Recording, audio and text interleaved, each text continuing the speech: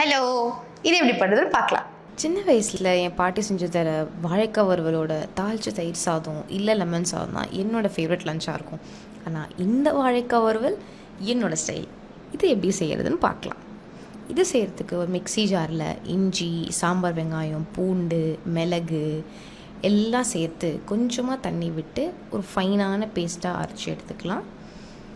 இந்த பேஸ்ட் சேர்க்கறதுனால அந்த வாழைக்காய் வறுவலுக்கு ஒரு தனி ஃப்ளேவர் தரும்.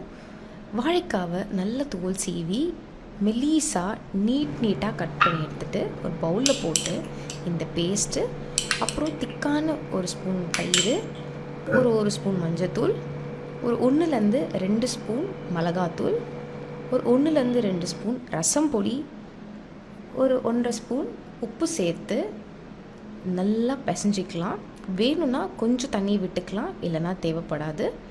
நல்லா பிசைஞ்சு எடுத்து ஒரு 5லேருந்து 10 நிமிஷம் தனியாக வச்சு ஒரு சூடான கடாயில் நல்லா எண்ணெய் விட்டு இந்த வாழைக்காவை போட்டு எடுத்திங்கன்னா உங்கள் சுவையான வாழைக்காய் வறுவல் ரெடி.